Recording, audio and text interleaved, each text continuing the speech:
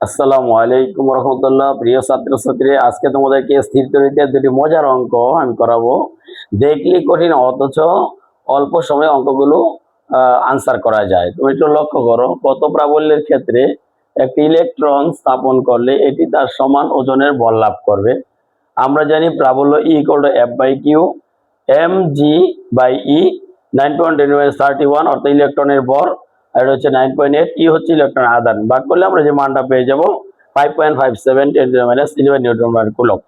আরেকটি অঙ্ক যদি বলি, এক পেয়ালা 250 গ্রাম পরিমাণের মধ্যে কি পরিমাণ ধনাত্মক বা ঋণাত্মক আধান আছে। আমরা বলি Q = Ne, আমরা জানি আধানের কোয়ান্টায়ন, এর মানে m/m গ্রামে প্রকাশিত আণবিক ভর ইন্টু অ্যাভোগাড্রোর সংখ্যা ইন্টু একটি ইলেকট্রনের আধান।